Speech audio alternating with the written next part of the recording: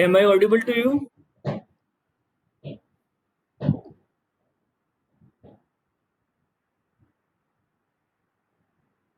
Okay. So good afternoon, everyone. Today we will going to start a new topic on computer architecture. I am sharing its slides to you.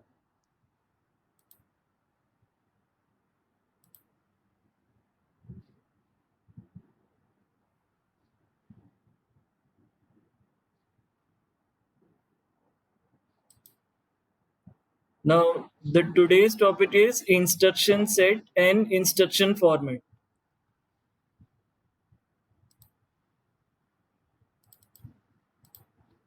Now, first we will see the instruction set.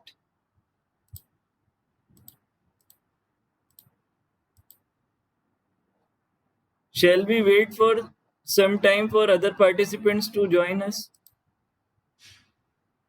Are there more participants to come?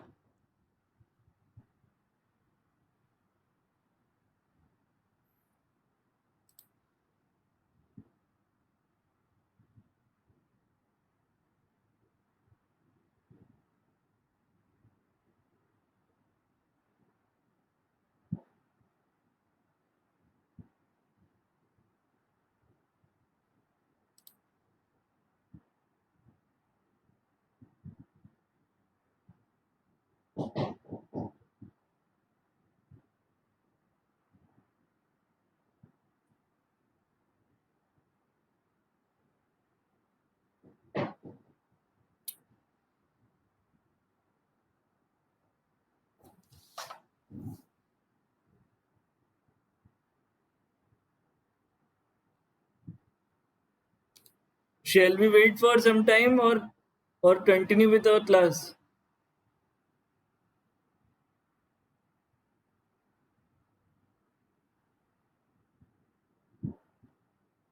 Okay. So first the instruction set. Basically the instruction is a command to the microprocessor to perform a given task. So this is the definition of instruction. Now the operation of a CPU is determined by the instruction it executes, referred to as machine instruction or computer instruction. So machine instruction and computer instructions are same same thing. The collection of different instructions is referred to as instruction set of the CPU. So basically the instruction set is dealt with the central processing unit. Each instruction must contain the information required by the CPU for execution. The elements of an instruction are as follows. So instructions are divided into some elements. So the first element is operation code. So operation code specifies the operation to be performed. Like the instructions are add, move. So this comes under the operation code. The operation is specified by a binary code known as operation code or opcode. So we we write opcode in place of operation code. So operation code or opcode is same thing. So moving on to the next slide. Now this is the first element. Operation code is the first element, which is abbreviated as opcode. Now there are some other elements as well. Now the second element is source operand reference. The operation may involve one or more source operands, that is operands that are input for the operation. So basically there are some source operands and there are some result operand. So the second element of instruction set is source operand and the third element is result operand reference. The operation may produce a result is termed as the result operand reference. And the fourth element is next instruction reference. So this tells the CPU where to fetch the next instruction after the execution of this instruction is complete. So basically next instruction tells the CPU which instruction should be fetched next after the current instruction after the current instruction performance is complete. So these are the four basic elements of an instruction set. So moving to the next slide. Now the instruction set design. Now one of the most interesting and most analyzed aspect of computer design is instruction set design. The instruction set defines the functions performed by the CPU. It defines the CPU, the functions which are performed by the CPU. The instruction set is a programmer's means of controlling the CPU. So basically, the programmer can control the CPU with the use of instruction set.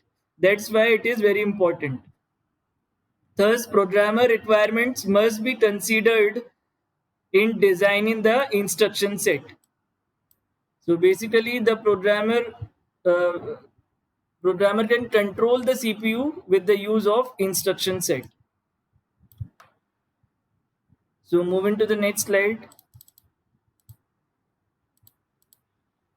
Instruct Now most important and fundamental design issues.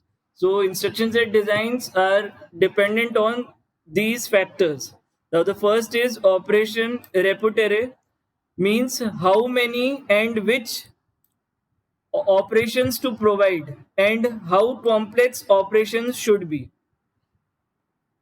The second is data types, the various types of data upon which operations are performed. The operations may be add operation, like separate operation, increment operations, jump operations. So according to the operations, we need to take the data types. So there are various data types which are dependent on the operations which we are dealing with. Now the third is instruction format, and it is very important. So instruction length in bits, number of addresses, size of various fields, etc. Are included in the instruction format. We will going to discuss the instruction format in detail in later slides. Now the fourth is registers. So number of CPU registers that can be referenced by instructions and their use are termed as registers. And the fifth is, this is very important, and we will going to discuss the addressing modes in our next class because it is very big topic. And in competitive exams, most of the questions came from the addressing modes. So modes, the mode or modes by which the address of an operand is specified are termed as addressing modes. So here instruction format and addressing modes are two very important topics which we will going to discuss in our later class. Basically instruction format, if time prevails, then we will discuss in today's class. All of you understand it?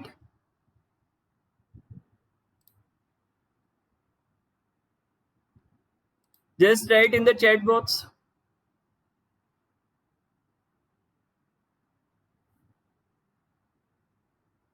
Okay.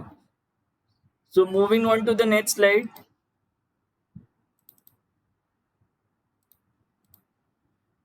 Now the next topic is instruction types.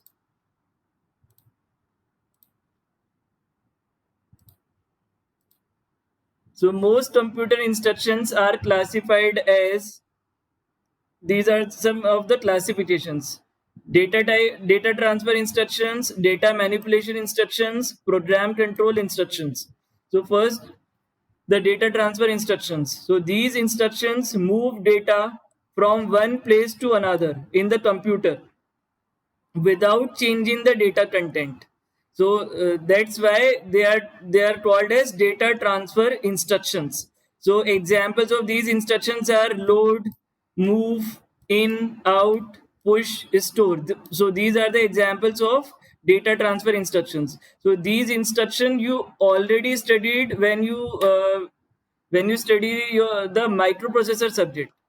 So basically, these are part of the microprocessor subject, and also in your experiments of microprocessor. Now the second type of instructions are data manipulation instructions. So in these instructions perform arithmetic, logical, and shift operations. So the examples of these instructions are add, subtraction, multiplication, division, increment, and the logical instructions like and, or, XOR, etc. So I am writing only some instructions, but there are many instructions which are in this category. So these instructions perform arithmetic, logic, and shift operations. So they are termed in the data manipulation instructions.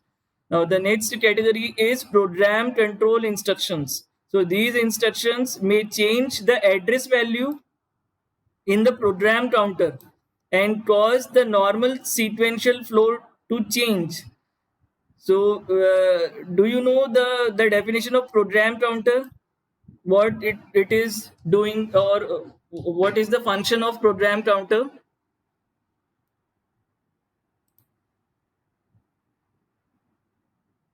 If any, No, sir. uh,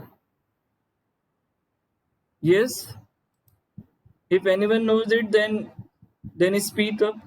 the the function of program counter.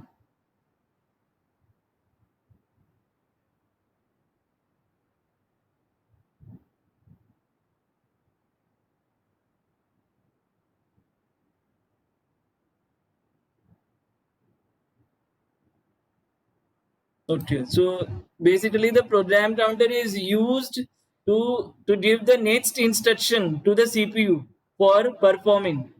So so basically, program counter stores the next instruction, and it tells the CPU what is the next instruction for execution. So so basically, the program control instructions. The example of program control instructions are compare, jump, then call, and uh, then reverse. Sorry, then call and then retrieve. So these are the examples of program control instructions. So basically, instruction types are divided in these categories: data transfer instructions, data manipulation instructions, and program control instructions. So basically, these are the short forms because machine uh, recognizes the short form. So if we perform the compare, then we can write the CMP command, and for jump we can write the JUMP command. In the same way, if we perform the addition, then we can write the ADD command, and for logic operations we can write these AND, OR, and XOR command. So these are the instruction types. So moving on to the next slide. Now this is very important topic: instruction format. And your exam, most of the times question comes from this topic: instruction format. So basically, computer perform task on the basis of instruction provided.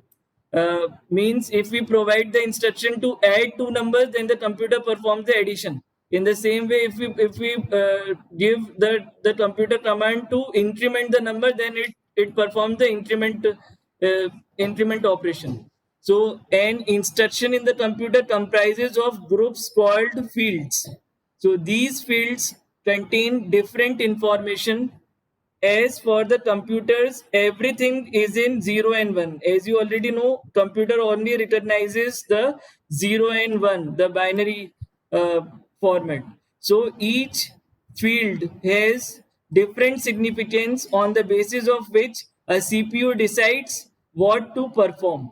So basically, that the command is given in the form of 0 and 1. Suppose if we give the command of addition, then maybe the add command or the is interpreted as 0 1, and for the increment operation it is interpreted as 1 1, but it is according to the different computers.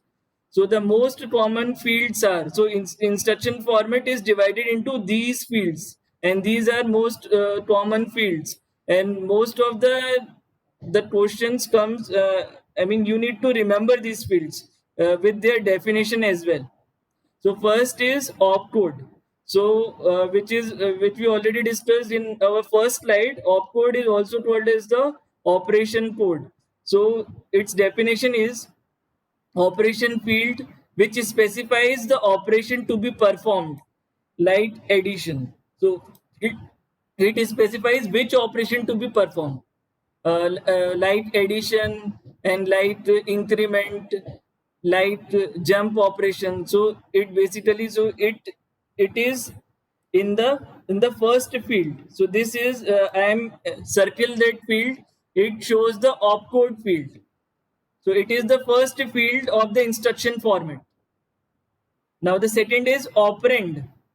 So address fields which contain the location of operand, that is register, it may be register or memory location.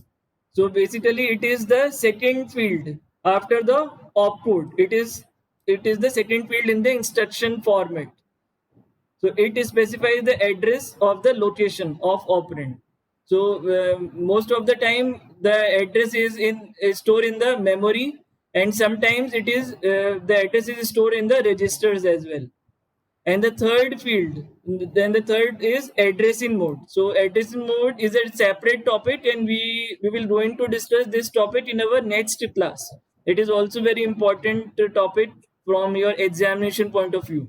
So the short form is written is as mode field. So mode is basically the addressing mode. So mode field which specifies how operand is to be founded.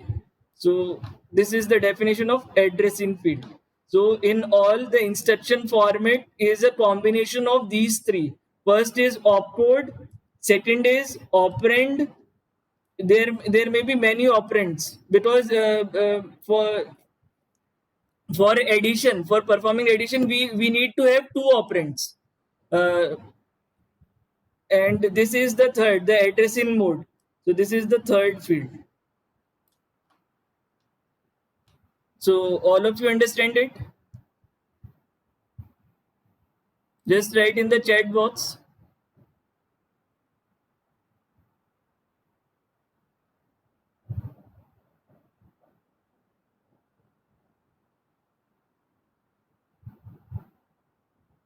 Okay. So moving to the next slide.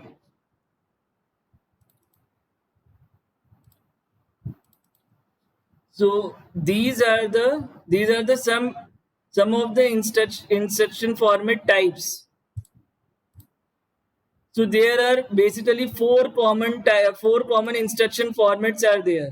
So you can easily see from the figure that so these are the four formats. So first is zero address format. So zero address format has been shown as this. Only opcode is there. The second is one address format. So in the one address format, you can clearly see opcode is there and then the address, because it is one address format. So here only one address is there. Then the third instruction format is two address format, two address instruction. So in this diagram, you can clearly see that here opcode is there, then address 1 is there, and then the address 2 is there. So here we deal with two addresses, so its name is two address instruction. In the same way, in the last figure, as you can see, the D figure, here you can see there are 4 fields. First is opcode, then the address 1, then the address 2, and then the address 3. So basically we are dealing with 3 addresses. So its name is 3 address instruction. So this is the simplest diagram by which you can easily remember that there are 4 types of instruction format. 0 instruction, 1 instruction, 0 address, 1 address, 2 address, and 3 address. So these are the different types of instruction formats. So let us discuss these instruction format one by one. So first we will going to discuss the 0 address instruction. So moving to the next slide. So this is the 0 address instruction. So as the name suggests, there is no address, 0 address. So a stat. So a stat is a data structure, and I think in your 3rd semester you have a practical on data structure and algorithm, in which you already studied the stat data structure. So a stat organized computer does not use an address field for the instructions add, addition, and multiplication. So here in 0 address instruction, we are going to use the stat data structure. So basically the stat has 2 operations. First is push for putting the data in the stat, and the second is pop for retrieving the data from the stat. So these are the 2 instructions of the stat which are inbuilt to the stat. So push and pop instructions, however, need an address field to specify the operand that communicates with the stat. So to evaluate an expression in a stat computer, first it is converted to reverse Polish notation. So reverse Polish notation is also known as the postfix notation. So basically the stat use is to convert a given expression into the postfix notation. So as an example, as you can see, this is an expression like x is equal to a plus b into c plus d.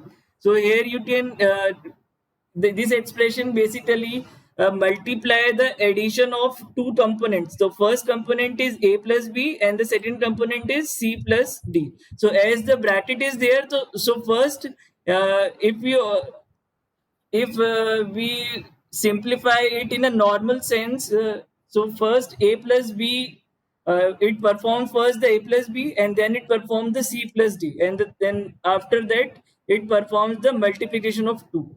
But basically with the use of stat, it it converts it into the postfix notation. So basically what the postfix notation is doing, that basically we are treating as the infix notation. So in the case of infix, so there is some difficulty in writing with this type of pens. So basically in the infix we have like like a plus b. So here in the case of infix notation, the operator is comes in the middle of the 2 operands. But in the case of postfix, its name is postfix, right? Postfix. So in the case of postfix, the operator comes at the end. Like we can write postfix in the form of a, b, and then the operator. So this is the main difference between the infix and the postfix. So basically stat, with the use of stat, we convert the expression which is written in the infix form, which we already see when we studied in mathematics, the infix form like a plus b. But in the case of stat, it converts the infix form into the postfix form like a b plus. So with the use of stat we convert it. So this is the, so stat is used in the 0 address instructions. So moving to the next slide. So how we can perform the 0 address calculation with the use of stat. So this is the example. So how we can use the stat for calculating the zero address instructions. So we have given the expression h is equal to a plus b into c plus d, which will be written for a stat as in this manner. Like first, you already know that stat is of this type, like vertical stat. So there are some empty spaces is there, right? So first we will trace this expression from left to right. So first we encounter the you can say first we encounter the a. So basically once we encounter the a, so we need to push the a in the stack like this. So here you can see it is written as like push A onto the stack. So the operation is performed as on the top of the stack. TOS stands for the top of the stack. So on the top of the stack we have as we push onto the stack. So after that we encountered whatever we the operators we encountered, we can separate it from the stack. We are only inserting the operands to the stack. So after we scanning the expression from left to right, we get b. So now we push b onto the stack as well. So after now a and b are on the stack. Like a is there at the bottom and b is on the top of a. So after that, as the bracket is closed, so we need to pop up. So pop up these operands. So after the pop up,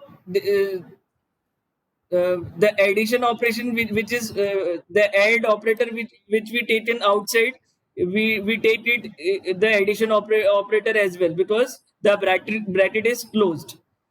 So now this will treat as AB plus if we taken as the step. So this is there. Now the stack is empty. Now as we encounter the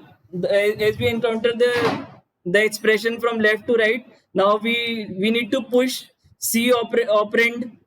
Then after that we need to push the D operand as well. And as this bracket is closed as well. So on the we need to perform this addition operation, which comes between C and D. So the top of the stack contains the C plus D. So now the top of the stack contains C plus D.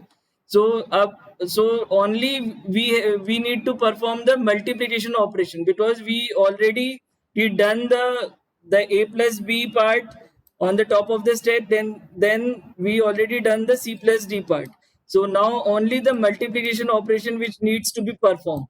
So now the top of the stack contains C plus D into A plus B, and vice versa. A plus B into C plus D is more or less we get the same answer. So the top of the after that the top of the stack after that, as the top of the stack contains their multiplication, so at last, so we need to store this the value in the top of the stack in the memory. So mx is the memory location. For permanently storing this value, we need to store the top of the stack value in the memory location. So this is how we can do the zero address instruction calculation with the use of a stack data structure. Because in zero address instruction we don't have any address. So that's why in zero address instruction we need to use the stack data structure, because stack is having the properties of push and pop inherently, and with the use of push and pop properties, we can calculate the zero address instruction. So as you can see clearly with the example that we are using the push operations, and at the last we are using the pop operation as well. So all of you understand it? Just write in the chat box. I think you already studied the stat data structure in your third semester, uh, in your data structure and algorithm practical lab, I think. Okay. So moving on to the next slide. Now we need to study the one address instruction.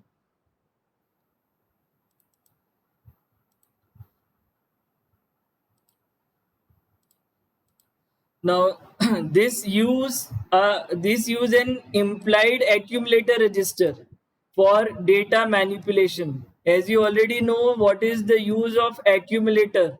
So you already studied it in your microprocessor subject. So one operand is in accumulator and other is in register or memory location. So basically we are using only one address is there and the other address we can get from the accumulator in the case of one address instructions. So implied means that the CPU already knows that one operand is in accumulator, so there is no need to specify it. So basically, this is the format as we already discussed, that only opcode is there and only one address is there in the case of one address instruction. And here we are using the accumulator. So with the use of accumulator property, we can calculate the one address instructions just with the use of just like with the use of stat data structure property. We calculate the zero address instruction. So here in one address instruction we can use the accumulator and its properties. So moving forward to the next slide. Now let us see one example on one address instruction. So as you can see here from the example, that we need to calculate the same expression with the use of one address instruction. So here you can see that here we denote the AC as the accumulator. So M is the memory location. So M subscript is the memory location, and MT is the temporary location. So it is not the permanent location, but for temporary location we use the abbreviation MT. So by using this operation, we perform the one address instruction. Like first, you can see that A is there. So we will trace this expression from left to right once again. So first we encountered the A. So A, so the memory, so we need to first load A. So the memory address of A is being transferred to the accumulator. So next we encountered plus. So we need to take the addition of B. So then we can do the addition of memory location B with the accumulator, and basically the accumulator contains the memory location of A. So this will also store in the accumulator as well, because it is the accumulator property to perform the operation, and as well as to store the result at the same time. It is the property of accumulator. So now the first bracket is completed. Now the value stored in the accumulator, we need to store it in the temporary variable. So here we perform this operation. The value stored in the accumulator is stored in the temporary location, like with the use of store instruction. So that's by doing this, first bracket is completed. Now scanning the expression from left to right, we encountered C. So C has been stored in the accumulator, and then we encountered the plus, the addition. After that, so we can add the D operand, and the value is once again stored in the accumulator. So after that, the accumulator store the value of C plus D. So we need to multiply the accumulator value with with the value of the a plus b, which we previously store in the temporary location. So this operation is performed by us for multiplication, and the result is again stored in the accumulator. This is the very special property of accumulator for performing the operation as well as storing the result. So at last here we get the multiplication, the final value of the expression. So now this final value of accumulator is going to be permanently stored in the memory. So which with the use of store instruction, we can permanently store the accumulator value in the memory. So that's with the use of accumulator we perform the one address instruction. So these are the steps which we are going to follow. So if there is another type of problem, then you can also perform the one address instruction calculation in this way. So all of you understand it?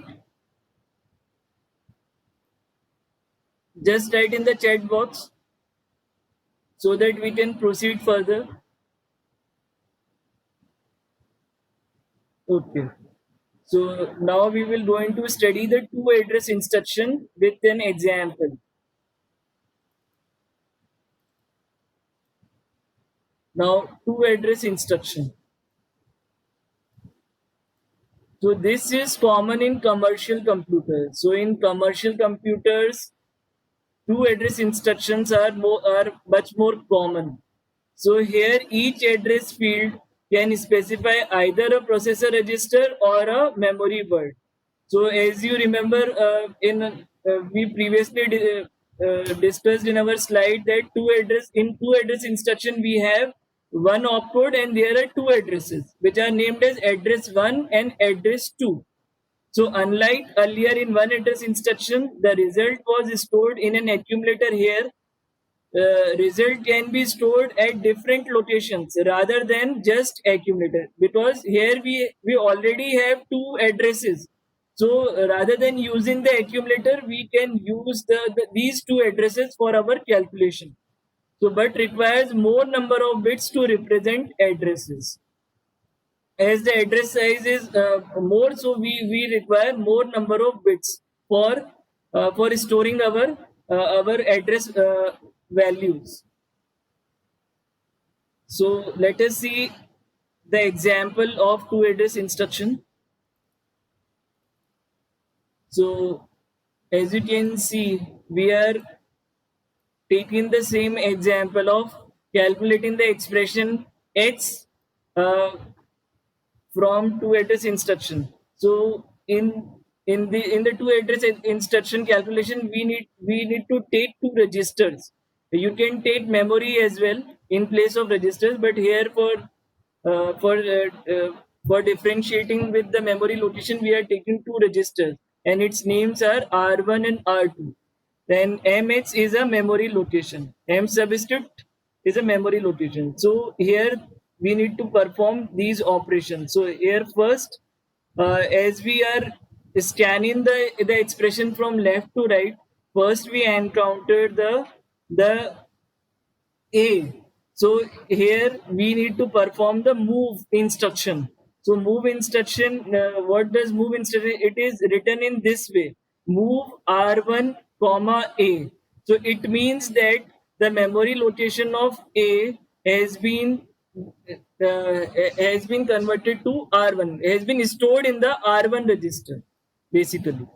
So the R1 register holds the value of A. Then we encountered the addition, the add. So we need to perform the addition operation.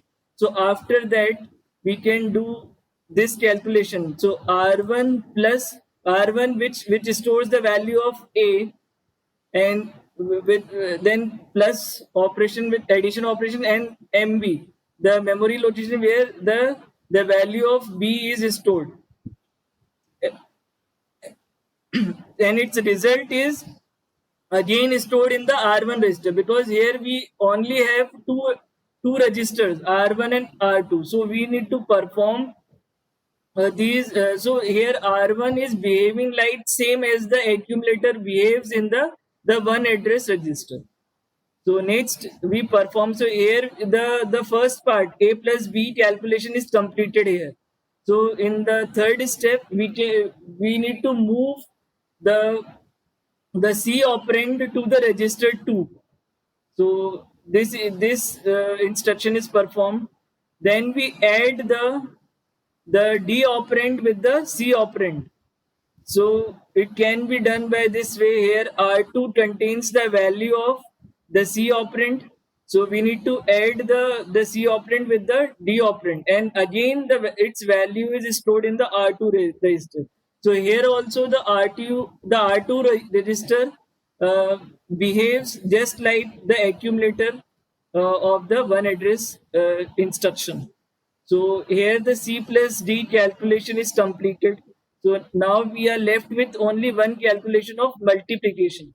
So now the multiplication, the instruction is performed. So here we need to multiply R1 and R2. So here R1 into R2 is there, and now we are going to store it into R1. Uh, on this step, we can also do also store in R2 as well. So you can also perform the R2 R1 into R2. So this is also correct. So for simplicity, we are going to take the R1.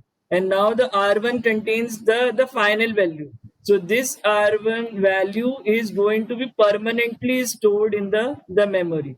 So that's why the memory is there, for storing the value permanently. So these are the steps which we going to perform from the two address instructions. All of you understand it?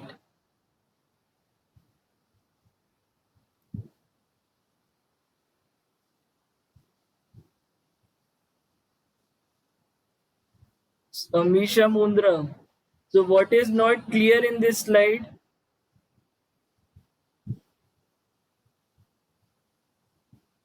Amisha Mundra.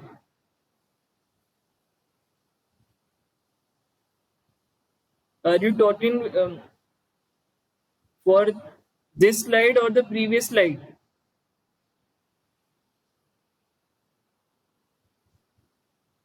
Just unmute your microphone, Amisha Mundra. Sir, this slide. So what is not clear to you? Which step? So these No are sir, समझ आ गया. yes.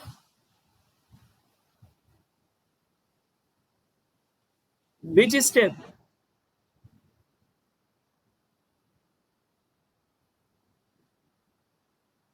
On the left hand side, I am writing the instructions like move instruction, then add, then move, add. These are the instructions which are used in the two address instruction. So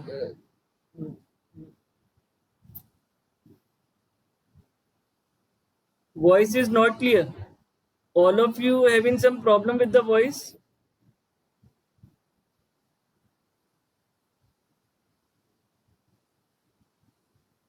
So all of you have no problem with the voice. So just 5 minutes are left. So I think we will going to complete the three address instruction as well. So you can write your problem to me or ask me in the next class, right? So moving further to the next slide. Now the three address instruction. So computers with three address instruction format can use each address field to specify either a processor register or a memory operand. So these three address instructions are a combination of registers or memory operand. So programs created are much shorter in size but number of bits per instructions increases. So this is the uh, by using three address instruction, the program we create are shorter in size because we are using three address at a time, but they are using much more bits for storing these addresses. So the advantage is the of three address instruction is three address format results in short programs when evaluating arithmetic expressions. We will see with the example in later slide, but its disadvantage is there is an instruction requires too many bits to specify three addresses. So an advantage is there, but some disadvantage is also there in three addresses. So let us see an example with the same example with three address instructions. So we are taking the same example to evaluate the expression, but this time we are using the three addresses. So we are taking the same R1 and R2 as the register and M subscript as the memory location. So as we perform the addition in the first bracket like A plus B. So if we perform the addition, so we have three operands this time. So first is R1, then the second is addressing memory location for A, and the third is memory location for B.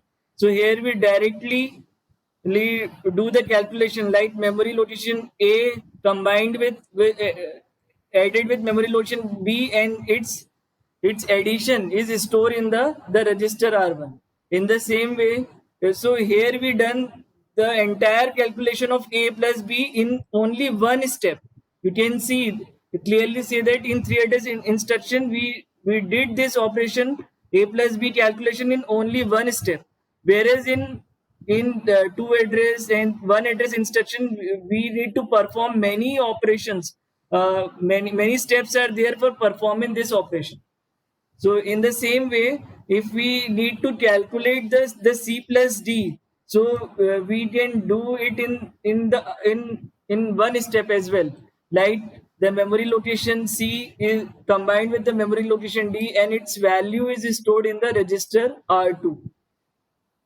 So now R1 is holding the value of A plus B, and R2 is holding the value of C plus D. So now there is only one operation left, which is multiplication. So at last we need to perform this multiplication.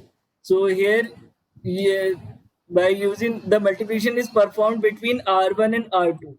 So this is the multiplication step R1 into R2, and the final result is basically stored permanently in the memory location. So that's why we we need a memory location to store the result permanently. So this is all for today's lecture. I have some more slides, but now the time is over. So all of you are getting it. Now, Amisha Mundra, now you are getting it, the three address instructions.